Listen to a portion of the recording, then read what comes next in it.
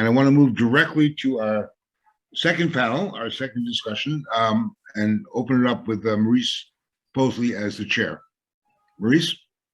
Thanks very much. I think that all of our panelists are here. And I'd just like to give a brief introduction. And their longer bios, of course, are in the materials.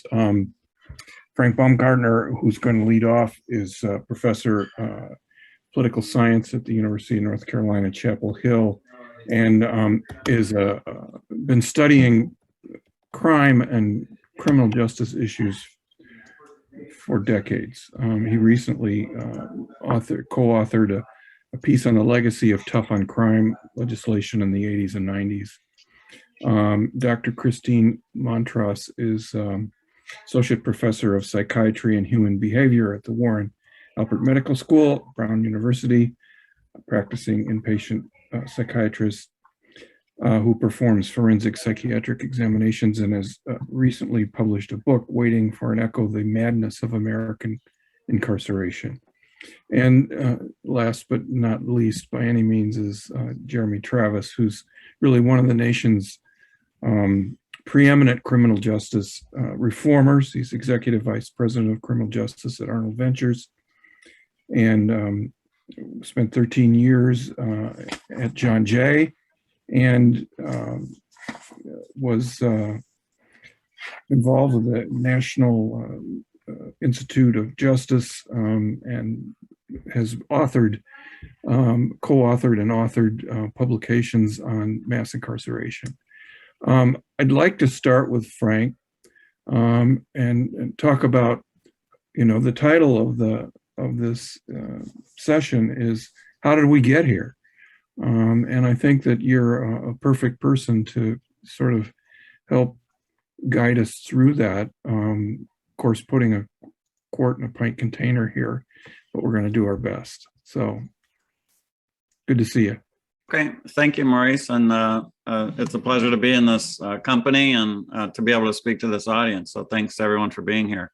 I'll go very quickly. I just want to summarize a few things that come out of my research, and in particular, a paper that I published earlier this year, which we entitled Throwing Away the Key, The Unintended Consequences of Tough on Crime Laws. And I want to talk about the perfect storm of political circumstances that allowed the United States to adopt policies that in retrospect seemed quite surprising in the 1980s and 90s. In particular, the policy of sentencing 15 and 16-year-olds to die in prison from old age, perhaps 70 years later, for crimes that they committed when they were teenagers. And if you think about that, how did we ever think that that was a good idea collectively? And the answer, so that's kind of the puzzle.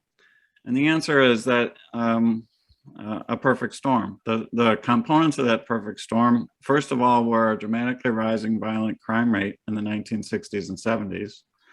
Secondly, a significant change in public opinion with regards to concern for the issue of crime. Third was a similar change in public opinion with support for punitive approaches to crime.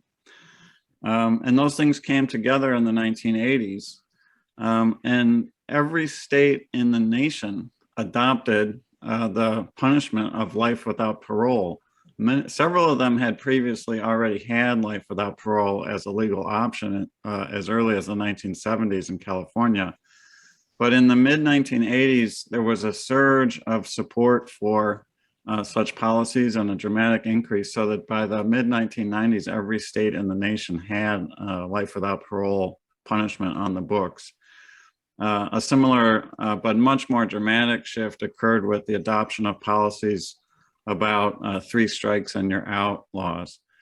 About 30 states have such laws, but those came from a baseline of only 1 or 2 states having them in 1983 to about 30 states having them by the late 1980s. So there was a dramatic shift in public policy and essentially an arms race between Democratic and Republican political officials, elected officials, governors, presidents, leaders of the United States Senate, House of Representatives to be tougher on crime than the other side. There was two intellectual, if I could call them that, developments that played a key role. One came in 1974 with the publication of an article that suggested that rehabilitation programs within prisons were not effective. And that article by Stephen Mortensen developed a life of its own within the community of criminal justice reform, suggesting that it wasn't worth it to attempt to have prison programs to rehabilitate prisoners, to give them vocational training and educational opportunities, that these things were not cost effective. People on the left and right decided to run with that for different reasons. Some on the left, because they thought that judges were not able to discern whether a particular client had been rehabilitated, and they were unwilling to certify that they had been rehabilitated. So there was too much discretion that was used by judges to keep people in prison. And people on the right were comfortable with the idea of forgetting about the possibility of rehabilitation as a function of the carceral state. It should simply be retribution and punishment in that view. The result of these things is the adoption of these policies that we all know, but the unintended consequence is something that we're just beginning to experience now, because these policies were adopted. For example, in North Carolina in 1994, we adopted life without parole. So my students and I did a simulation, a simple mathematical simulation of what happens to a prison population with a certain number of people coming into the system every year when you eliminate parole. And the very simple conclusion is you have a geriatric explosion. There are very few elderly prisoners in a system that has parole as an option, whether even if a small percentage of people get parole in any given year, but if they become eligible for parole after 20 or 30 years, by the time they're 65 years old, most of them have gotten parole because they tend to go into prison at age 25 or so for violent crimes. And so after 20 years, they're 45 years old, they're eligible for parole. They may not get it the first year, but after 20 tries, they are highly likely to get it. If you eliminate that possibility, you have a geriatric explosion. We're just at the beginnings of this geriatric explosion now in American prisons. And in our article, we showed that there's more people over the age of 55 in American prisons now for the first time than there are people under the age of 25. So that is a very big change. It's only going to get worse. The next time we have a coronavirus or another pandemic that affects incarcerated individuals, the impact is going to be significantly more damaging to the health and welfare of people within prisons than even this recent pandemic has been, because those people are aging in place in the big house. And I think that the journalism has an important role to play in questioning why so many journalists bought into this rhetoric, hook, line, and sinker in the 1980s and 90s. And then how do we turn this into a different conversation now that we're seeing the consequence of those policies from 30 years ago? Thanks very much. I'm going to hold my questions until all three of you have presented, and I know that we're going to get questions from the journalists. So, Christine, I'd love to hear from you. You have, I think, a unique perspective, and perhaps could talk a little bit about your book and your view on this. Sure, happy to. Thanks so much, Maurice, and thank you for inviting me here. I'm delighted to be here with big thinkers who are taking on these big questions. So it's really a joy to be a part of this conversation. And you're right, I do have a particular perspective in that I'm an inpatient psychiatrist. I work in a freestanding psychiatric hospital here in Rhode Island. And so my perspective is really been focused on how there's a confluence of mental illness in the criminal justice system that goes along with what Professor Baumgartner was describing in the 70s and 80s. What we saw in psychiatry was really an outgrowth of the deinstitutionalization movement, where people in the 50s, 60s, and 70s started to have the sense that the state-run psychiatric hospitals, which held people with severe mental illness, were perhaps not the optimal environment for people to spend years and years of their lives. There was also kind of a multifactorial effect in that regard, in that Thorazine, the first antipsychotic, came out, and people had this vision for the first time that people who had had really significant psychiatric symptoms might be able to receive their treatment and live in the community for the first time.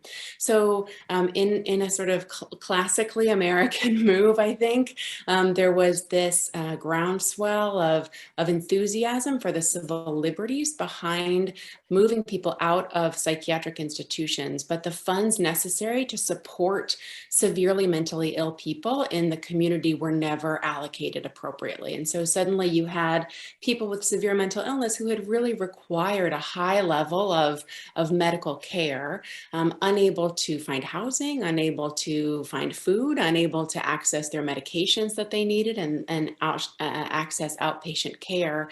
And suddenly people who had required this high level treatment began sleeping in parks and sleeping in doorways and panhandling and stealing subsistence items from convenience stores. And so what we see in mental health is a shift from the auspices of healthcare into the auspices of the criminal justice system. So suddenly people with mental illness become people who are legally involved as opposed to involved with the healthcare system.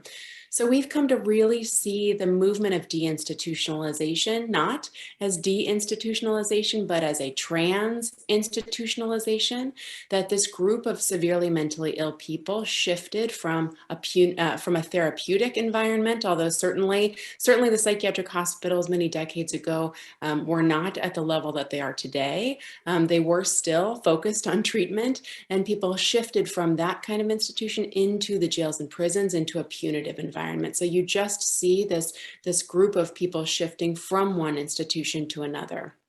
That pattern has remained true today.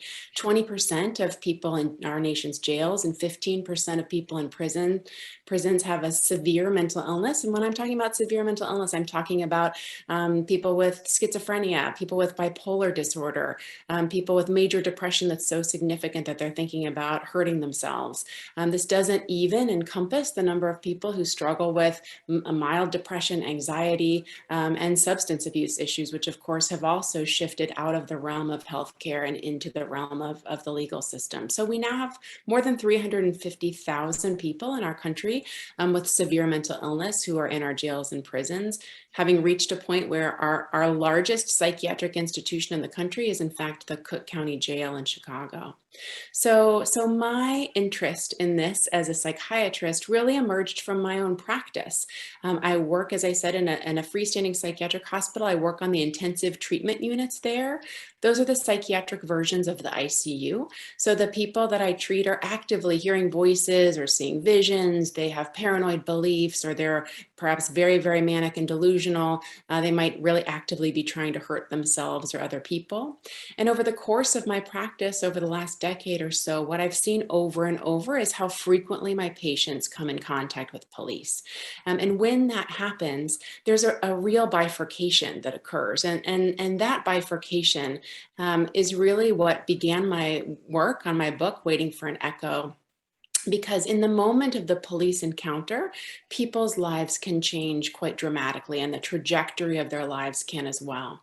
So in the early chapters of Waiting for an Echo, I write about two different people that I see. One I see on my inpatient unit, and one I see performing a competency to stand trial evaluation in the jails and prisons. Both men came in contact with police when they were causing a disturbance in their communities. So the first man, who I call Henry, was hiding behind the dumpster at a convenience store with a paranoid belief. Police were called when he was told to leave by the convenience store. He wouldn't. So the police were called. The police showed up, required some force to get him into the police car, and took him to jail. Another man, who I call Robert in this story, was creating a similar disturbance in his neighborhood, shouting about the Connecticut militia and believed that he was under attack. The police were also called, but in that moment, the police took Robert to the psychiatric hospital. The trajectories of these men were very similar. Both of them remained paranoid. Both of them refused to take antipsychotic medications. For Henry, the gentleman in jail, one day he was asked by correctional officers to leave his cell. He wouldn't. They performed what was called a cell extraction. Henry was very paranoid. Responded with aggression toward the correctional officers, struck a correctional officer, and that is an assault charge on a correctional officer. It's a felony charge, which carries a maximum sentence of 15 years in prison. My patient Robert had a very similar situation on my inpatient unit where he misinterpreted some actions on the unit, thought that all the patients were about to be executed, had this delusional belief, and started attacking staff members. He severely injured some people, some workers on my unit. One required surgery, one had a concussion. No one pressed charges. They understood that he was acting out of his illness. And what we did with Robert was we really aggressively ramped up his treatment. We made sure we had the right medications for him. We received a court order that would force him to comply with the medications. Within 3 weeks, he was discharged home with aftercare planning, and Henry was facing the next decade and a half of his life in prison. So that's sort of the origin story of how I became interested in researching this confluence of mental illness in our prison systems. And I'm happy to talk more, happy to be here, but I'll yield the floor at the moment. Thank you. Thanks very much. You know, I spent 25 years at the Chicago Tribune as a journalist, and that was a story that was routinely pitched every year, is that the largest mental health facility is Cook County Jail. And I'm guessing by what you say that it still is. And it's just an enormous problem. Jeremy, where do we go? What do we do? Help us. What a heavy burden, Maurice. So first, let me just echo the comments of my co-panelists. What an honor it is to be with Professor Montross and Professor Baumgartner. These are folks who are doing really cutting-edge, very important work in our field, and I'm grateful for their contributions and really honored to be with them. And thanks to my old institution at John Jay for hosting this opportunity for folks like us to talk to journalists at this very high level. It's not often that we get this opportunity, and to think that journalism might be part of the solution here. Good journalism might actually help. It makes it even more important to have this time together. Like my colleagues, I just want to take a step back in a slightly different direction, and although Frank provided the opening, which is just to say that when we think about punishment and punitiveness in the American context, we are often very, very prison-centric in our definition of punishment. So the opening statements from Stephen, for example, talked about the ramp-up of incarceration in the United States. All true, and I'll come back to that in a second, very true. But what Bruce Weston and I have termed the era of punitive excess extends far beyond prison. And just to name some of the ways in which we have become very punitive, and the state has become overly intrusive in the lives of people in response to what we call, in a legal sense, criminal behavior. Look at the growth of the jail system. There are 12 million people, 10 million people, depending on how you count, who come in and out of America's jails each year. Our previous speaker, Dean Minow, referred to Sasha Nadapov's work on this as misdemeanor, the misdemeanor sort of justice system. We have an extended reach of community supervision, probation, and parole, where we have millions of people under supervision of the state. Some never went to prison, they were on probation. Some went to prison and then came out, those were on parole. That's another form of punishment. It's a punitive expression of our desire to control somebody in response to their misconduct. We've made passing references to collateral consequences. These are impositions on liberty that are a consequence of a legislative determination that somebody convicted of a crime can't vote, can't have access to food stamps, can't have access to educational opportunities. Big sectors of the workforce are walled off from people who have felony convictions. Collateral consequences, or to use a term that I coined years ago, invisible punishment. It's a type of punishment that falls. And then we can talk about financial fines and fees, financial obligations that those may know the wonderful story the New York Times did recently, where they had people in Florida who had the amount of money that they owed the state, that they, as in essence, as their tag, and they couldn't vote until they paid that money. So these financial obligations that fall on people are a real impediment to full participation in our society. And then you can go bigger. I was delighted to hear that Dean Minow was talking about the school discipline and the way in which police are now much more present in the lives of our children in schools. That's another, to me, another form of punishment, of punitive excess, of intrusion of state power. So the macro question for all of us, I think, is some version of Frank's question: how did we get here? And just to put this in historical context, the National Academy of Sciences panel, that thank you for referencing that, Maurice, has this phrase that I love, which is the ramp up of imprisonment starting in the 70s to basically 2010, when the incarceration rate peaked, was historically unprecedented in America and internationally unique. We often focus on the internationally unique part of that. You know, we're not like other democracies, as Dean Minow pointed out. But the historically precedented, it should be a real challenge to our sense of ourselves as a country.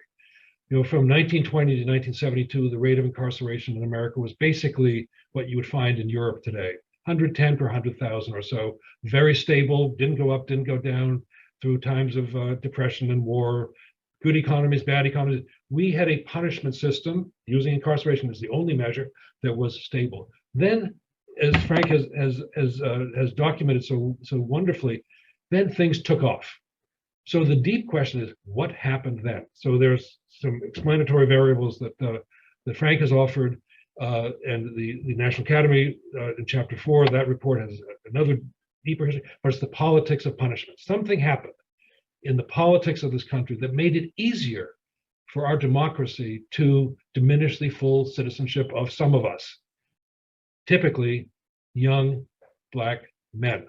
So we haven't mentioned enough to date, but we just have to keep this foregrounded, the history of white supremacy and the ways in which the American history of domination of those of African descent or indigenous peoples or others who have followed, that the law, the criminal law in particular, has been a way of expressing something uniquely American about our desire to divide along issues along the lines of race and poverty. So that's pretty deep. I don't begin to understand that. I don't begin to understand the longer tradition throughout European history of why people punish. You know, this is maybe Christine, this is for you. What is the psychology that requires people to feel they have to hurt somebody who hurt them or hurt others? That seems to be pretty deep. So I can't go there other than to say, let's remember that we chose to be where we are right now through our democratic process. We elected the people that Frank was talking about, that then went and passed the laws that changed the contours of the system of punishment, particularly sentencing. So we live in an era of punitive excess, granted. We live in an era of mass incarceration, granted. And the question for the moment is yours, Maurice, which is how do we get out of here? And I think there's a mood afoot in the country that recognizes in a bipartisan way that our country has gone off the rails, and gone way off track in terms of the use of prison, but I think more broadly in terms of the use of the coercive powers of the state through policing and probation and parole and school discipline and the like, and that we have to find some ways to rein that in. Now, there's a political process here as well, which is how do we elect people? We mentioned progressive prosecutors. How do we elect legislators who have the guts to undo what's been done? How do we encourage governors to use their executive powers to forgive clemency or to release early through parole processes? How does this become part of the new movement within the country to undo the harms of punitive excess?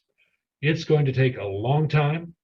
It's going to take a lot of political organizing. It's going to take a community, a coalition of activists to do this. And we face the what for me is the most troubling sort of realization here, which is that this overreach of the powers of the state over the last particularly 50 years, but I would go back 400, powers of the state, particularly against racial minorities, has resulted in, I'm going to borrow another one from phrase from my collaborator, Bruce Western, a democracy deficit, which is the communities most affected by what we're talking about are the least empowered to do something about it, in part because of the size, the number of people, but also because their power is overwhelmed by the power of the majority. So how do we think about a politics that recognizes their capacity and recognizes the harm that we have caused? And Darrell Atkinson and I have written a paper out of the Square One project titled The Power of Parsimony. And the premise there that to be parsimonious in the use of state power requires first and foremost a reckoning with a history of using the law, using the criminal law to subjugate people, particularly people of color. And that reckoning, which is part of, I think, a larger racial reckoning that we hope is still alive in our country, is a precondition to arriving at a place where we really do what Martha was talking about. We think about something that is significant reversal of the punitive excess, but also a different imagination of how we respond to crimes. My final point would be this. The system that we've established, which takes a crime that's committed, reported to the police typically, arrests somebody, puts that person in that case on a conveyor belt of prosecution, adjudication, and sanction, that system applies to very few crimes, very few harms that are experienced either individually or in communities, because not all crimes are reported. Only half of all crimes are reported. Those that are reported, only a small percentage, about 20%, result in somebody being apprehended. So restorative justice and transformative justice, which I love, if it applies only to those where there's somebody who can apologize, who's been brought into some system, is going to do very little ultimately to respond to the harms that have been committed. So if we want to think about how do we change the retributive nature of our society, my thesis, and here one more tip of the hat I'm borrowing from my wife Susan Herman's book on parallel justice.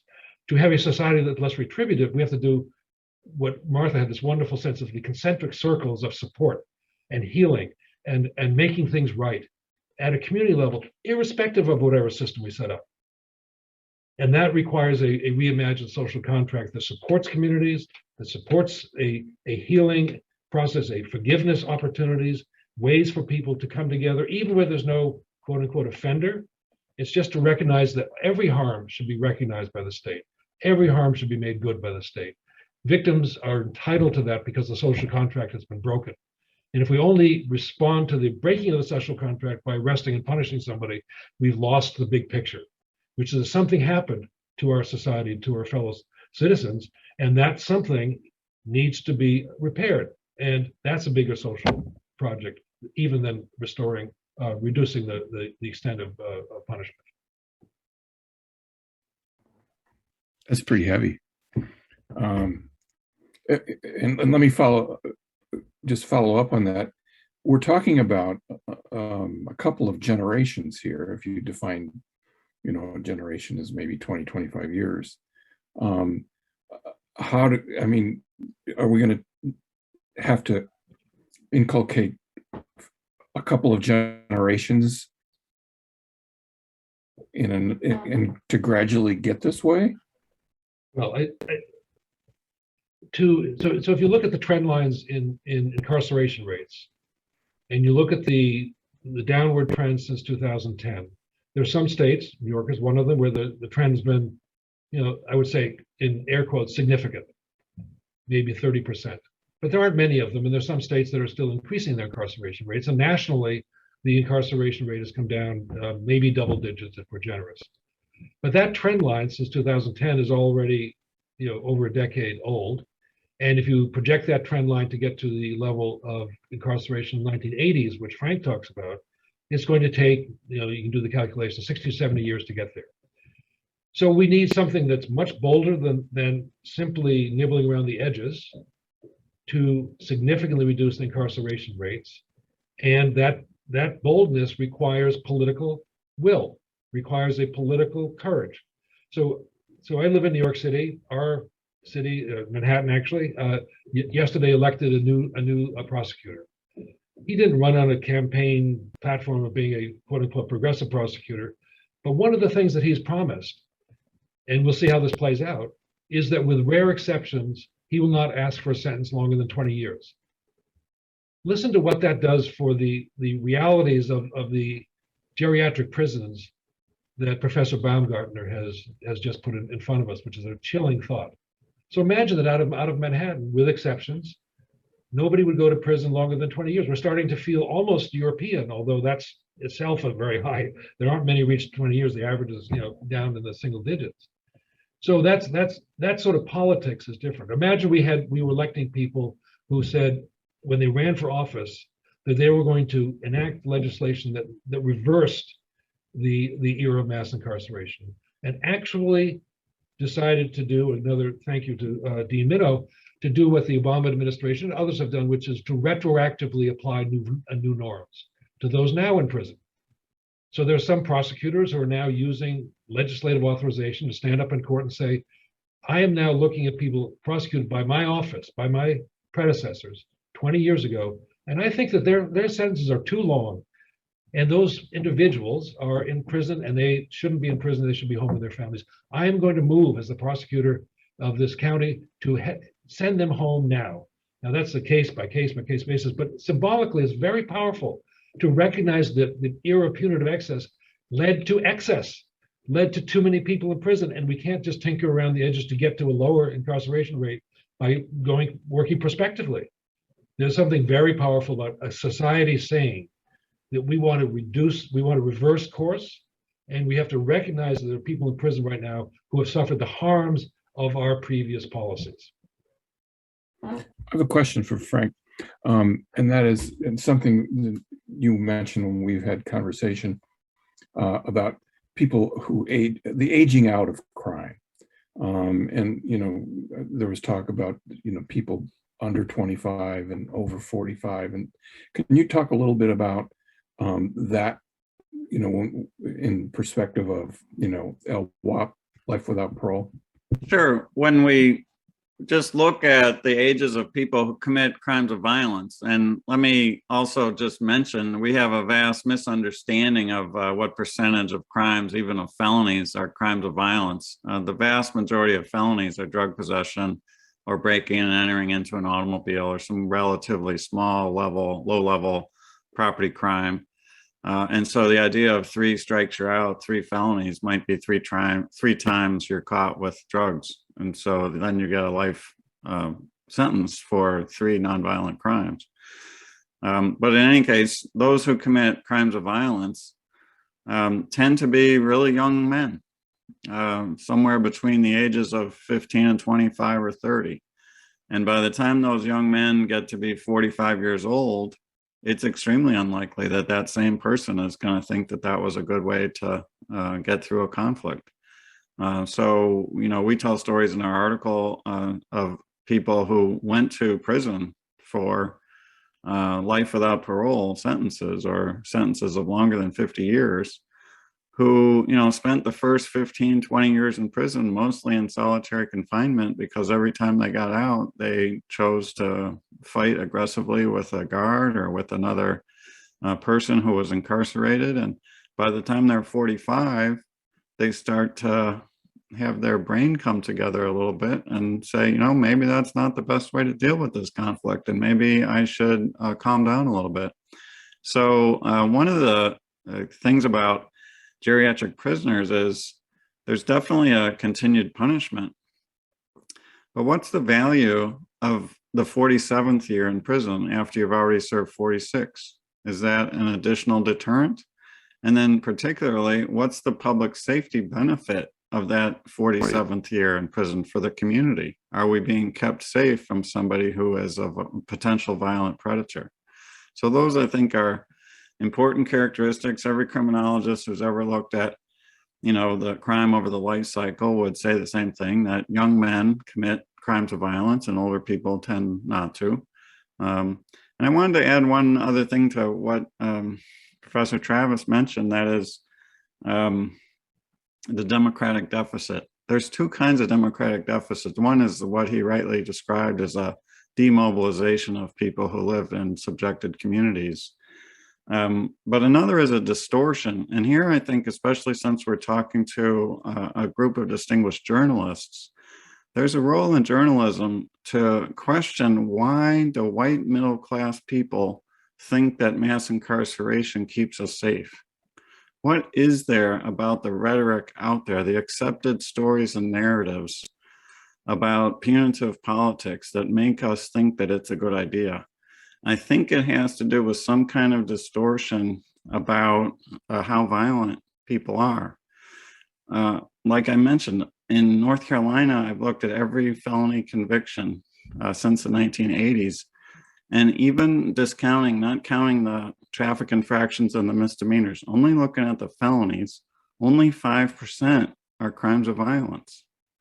The vast majority of those crimes are drug possession crimes and small level robbery, breaking and entering into an automobile type crimes. And yet we think that when we say, oh, so-and-so is a former felon, or so-and-so was convicted of a felony, that he's a serial rapist or an assaulter with, you know, a deadly weapon. And, you know, there are sadly too many such people out there, but there's not as many as we think there are, even among felons. So one of the things that, you know, we can see in policing and criminal justice in general, from traffic stops all the way up to the death penalty, is that it doesn't apply to white middle-class people. So white middle-class people don't see the costs of these policies. So when we talk about the democratic deficit and the demobilization, the lack of voting and the lack of political sense of efficacy among people who live in poverty and in marginalized communities, there's another side to that, which is this over mobilization of the white middle class community, who is not concerned with these policies because we don't bear the brunt of them. And also, and this is where the journalism, I think, can play a role, have a misunderstanding of how much we're being kept safe by these policies, because somehow we believe that they work. And in fact, it's quite questionable. Thanks. I'd like to turn, we've got some questions from journalists, and I'd like to take a question for Christine. How do you see the influence of prison itself on the mental health of prisoners? And can one turn from being a healthy person into have mental health issues just by merely being confined? Sure. Yeah, one of the things that I found when I started working in jails and prisons was that, you know, my perspective is one of human flourishing, right? What can we do to people to help them flourish? And what I found when I went into the jails and prisons was that we have all of these policies and procedures that are antithetical to human flourishing. So what I saw in those settings was not only that people with mental illness become worse, but that people who are mentally well can become mentally ill quite easily in jail and prison. And I think, you know, ironically, the pandemic gives us a unique moment of empathic connection in this regard, right? We saw how when the initial lockdown of the pandemic took place and people were isolated from their families. They were not able to be at the bedside of a sick or dying loved one. They were not able to see parents, children, grandchildren. They were not able to touch and hold people who they worried about, who they cared about, who they loved. You know, the spike we saw in depression and anxiety was so substantial across the board, even among people who had not had mental illnesses previously. So I think it gives us an opportunity both to understand what we do intentionally to people when we incarcerate them, right? We strip away their social connections, their family connections, their community connections, and also to really think about, just as Dr. Baumgartner is saying, what's the downstream consequence of that? Why do we believe that that's an effective way to govern when 95% of the people that we incarcerate return to our communities? So how does it serve us to have people be less mentally well when they return to our communities than when they left? I also want to just touch upon, and these are, so my mind was just whirling, as both of my esteemed panelists were talking about so many different directions in which we could go. But again, from the perspective of someone in medicine, I was really intrigued by this idea of we think about it as neurodevelopment in terms of how people become less likely to be a risk to others as they age. And of course, Professor Baumgartner is exactly right that prior to the age of 25, the brain is much less developed. There's much less restraint and long-term thinking and rationale than there is in the long run. But I also think there's this critical question of risk assessment. It's not just people are less likely to commit crime, and so as they age, that makes intuitive sense. We should have them leave prison as they age. In medicine, we do risk assessments all the time, right? In my job, I constantly have to discharge people from the hospital when I know their risk of committing suicide is not zero. I know the risk of them committing a violent act is not zero. And yet we tolerate a modicum of risk because we say the consequences of keeping someone, holding them against their will or depriving them of liberty is too great, given that small element of risk that persists. And one of the things that I wrote about, a way of thinking about this, is something like mammography, right? That we know that young women die every year of breast cancer, that women under the age of 40 die every year of breast cancer. That number, however, is terribly small. So the guidelines in medicine say that women shouldn't be receiving screening mammograms until they're 40 years old. We know that if we started mammography at age 20, we would catch a number of women who are going to die of breast cancer. And yet we accept that risk because the costs to our society, to the anxiety levels of women who are healthy, who will have benign findings that they have to chase on mammography if they're 20 or 30 years old, we decide that those costs are too great. And so in medicine, we weigh these things all the time. We don't err on the side of fear and responding on that what we think of as like the long tail of risk. You can chase that long tail very far and respond in that regard. And that's really what we've done with incarceration. We've said that we would rather lock up more people for more time to try to bring that risk to zero, even if it means that we are incarcerating too many people for too long. And I think what I would argue that what my co-panelists are saying is that there's no reason to chase that long tail of risk, and in fact it's inhumane to do so. And so what we ought to do is be more analytical about the risks that people pose when we're looking at the length of sentencing, when we're looking at probation and parole, shifting the degree of punishment.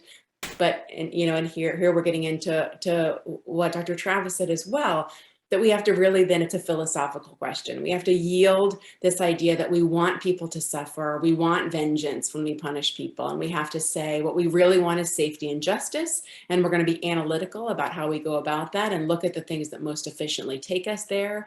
But it requires a shift away from this prioritizing of suffering and vengeance of people who have committed crimes. And for some people, that's a really hard thing. One question is, and maybe this is for Frank or Jeremy, are there any particular states that are very much on the threshold or already over the threshold of what you call the geriatric explosion of prisoners? No, it's a nationwide phenomenon. There's 50 states, so some are higher than others. But every state in the nation adopted policies of life without the possibility of parole. And once you do that, a certain percentage of people who went into prison at age 25, as violent criminals often do, roughly, they're just aging in place, and it's affecting everyone. Now, the thing about it, that the reason why this is an incipient problem rather than one that everybody has already recognized, is that many of those policies were only adopted 30 years ago. So those people, the sort of demographic crest is only around 55 to 60 years old now. But 10 years from now, they'll be 10 years older. So it's happening everywhere. And here's another question. In terms of releasing convicted persons back into society, probation or parole, what is being done to do more about the boards who oversee and decide these cases? Is there anything being done to revisit the process and the way in which certain people are deemed, fit to be paroled, released on parole, or what is your take on people who are being released on compassionate release? So that's a bundle of questions, and I don't know, Jeremy, you want to weigh in on that? Let me try to sort the bundle a little bit. So we start with the recognition that unless people die in prison, they all come home. So the question of not only how are they released, what's the mechanism, but in what condition, mental and physical and spiritual, are they released back to society, and what are the support systems they receive when they come out? Those are questions irrespective of the length of incarceration. Obviously, it's different if somebody's released at age 60 than at age 40. But if everybody comes home, we will always face this question of reentry.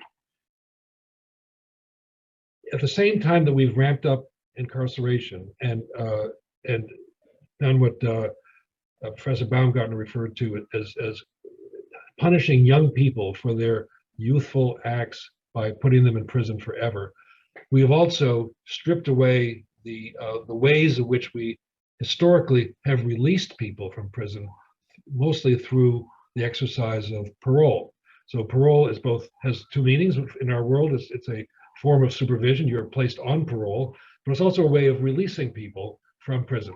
So for 50 years, what Michael Tonry referred to once as the golden age of sentencing in America, we had every state had a system of indeterminate sentencing, which meant you could be sentenced to a long sentence by a judge, but somewhere like a third of the way through that long sentence, you were eligible for release. And the actual release would be determined by a parole board. They would look at your behavior in prison, would look at what preparations have been made for you to come home, and would do some form of what Dr. Montross was describing as sort of discharge planning, which is a concept that we have not adopted. It's a medical concept that's particularly apt here.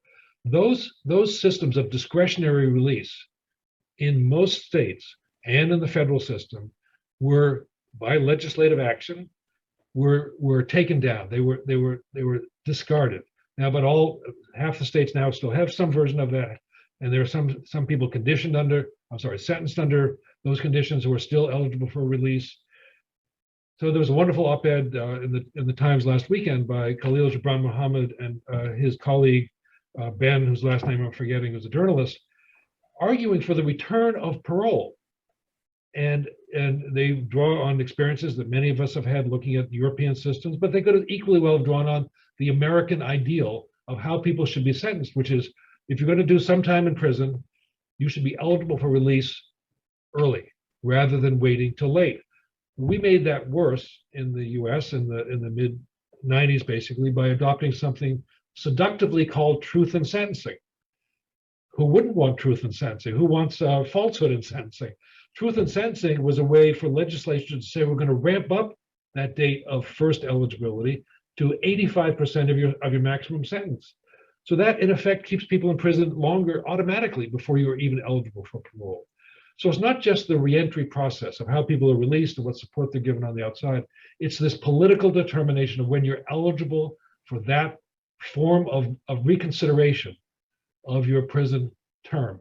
And one way we could get back to a politics that's much more humane would be to re-embrace this notion of some early consideration after a period of incarceration, and this idea that if you're sentenced to 5 to 15 years, you have to do 15, or else we've somehow been overly generous with you. That has not been the American ideal. So we can return to that.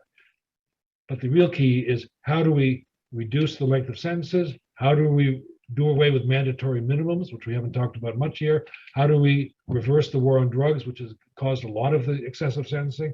How do we end the era of punitive excess and bring into the system some form of, I love what, again, Professor Minow was talking about, forgiveness, moral reckoning with the harm that's been caused, involving the survivor or the victim, if that's possible.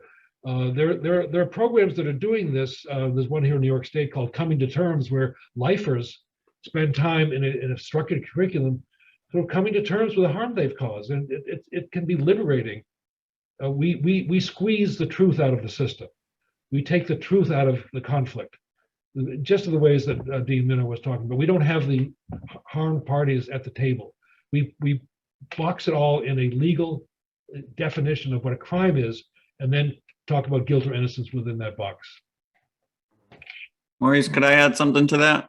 Yeah, sure. I just wanted to tell an anecdote from someone that I know on death row who was speaking to one of my classes. He's still on death row, so he spoke by telephone. But he was describing the advice that he got from his attorneys, which was, do not admit guilt. And he said when he committed his crime, he wanted to apologize to the family and express his deep remorse for his crime right at the trial.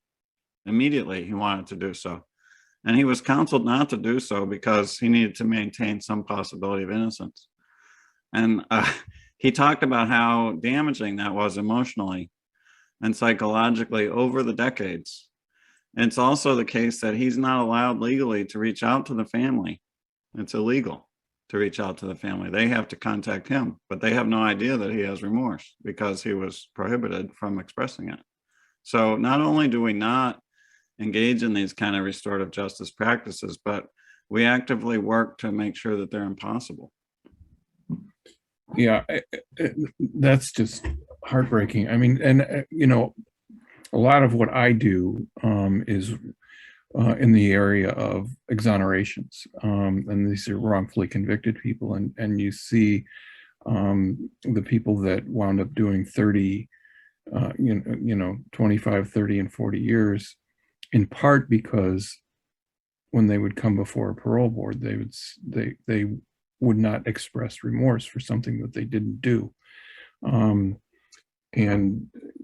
we have at least a few cases I know of where they just buckled under and said okay, and got released, and then later evidence surfaces that shows that they're innocent, and the prosecution uses their admission as a cudgel to try to prevent that exoneration. And one of the things we haven't mentioned is the role of prosecutors in this. Jeremy touched on what I call Class X, but basically mandatory minimum sentences. You mentioned 3 strikes, Frank. This all sort of what Dr. Montross is talking about. We basically decided that the court system is going to handle all our social problems, and we're just going to shovel it all there, and we're going to and trying to pull that apart seems monstrous. Can the economic consequences of this be a driving factor, or are we inured to that? Maurice, I don't know if that's a question, but I want It is. I was hoping you would jump on that. I want to quickly jump on it, if you don't mind. I think the striking political fact is that we have ramped up incarceration and policing for now decades, and the taxpayers have not blinked.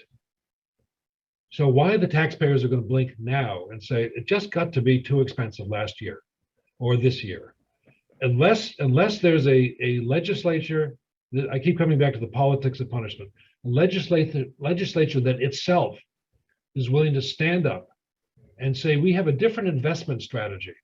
for those dollars. It's going to take us a while to take down the prison infrastructure.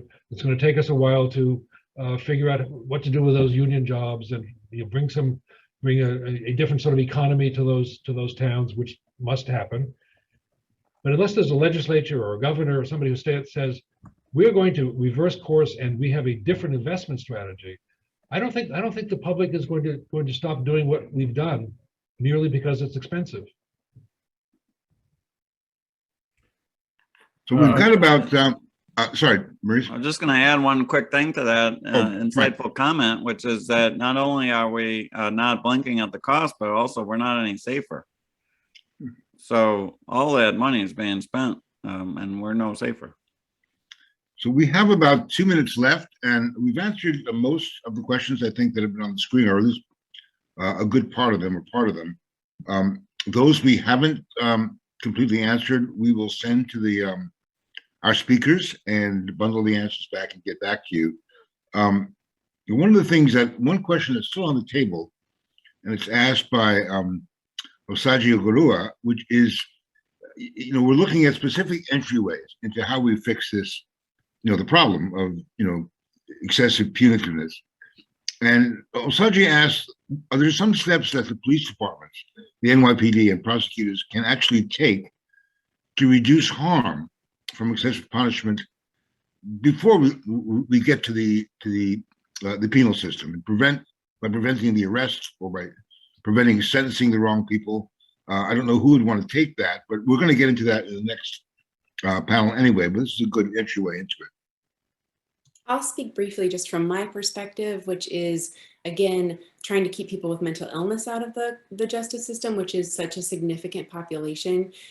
People with mental illness are 16 times more likely to be killed by police than people who are mentally well. And really, as we see in that moment of the police encounter, a jail psychologist once said to me, police are sometimes brought to the scene. They take someone to the emergency room. If there are no beds, the person leaves the emergency room. Police are called again. Jails have an ironclad no refusal policy. And so people are brought to jails and prisons, and sometimes in something that police will call a compassionate arrest. They'll say, at least I know that if someone's in jail, they'll get 3 hots and a cot, and someone will tend to their medical needs, and they'll get their meds. That's something we would never do for someone to make sure that they got their insulin for their diabetes. We would never incarcerate someone to make sure they got their chemotherapy meds for their cancer. So one of the things from my perspective is making sure we're providing access to care for people for their medical and mental health issues. And another thing is just thinking about who's showing up to these calls. So if you're in a car accident, having a stroke, having a heart attack, when you call 911, you have trained EMTs or paramedics who show up, who can start an IV, administer oxygen, stabilize a fracture, stop your bleeding, transport you to a therapeutic environment, the appropriate hospital. If you're having a psychiatric emergency, the people who show up are police. And so there are programs across the country that are beginning to have first responders to psychiatric emergencies who are clinical rather than legal. And I think that's really an important direction for us to go. If you're having a psychiatric emergency, you should be seen by a clinician who can de-escalate that situation, get you the help that you need. And then we also ought to have diversion courts who make sure that they identify people who belong in therapeutic environments instead of in punitive ones. So that's one method by which I think we begin to shift away from that policing as the one tool in our toolbox, and really diversify our approach to people in crisis. Thanks, Christine. Okay, I think we're going to have to leave it there. The tyranny of the schedule being what it is, but I want to thank again our panelists for being able to squeeze a lot of information, a lot of ideas, provocative ideas in a very short time.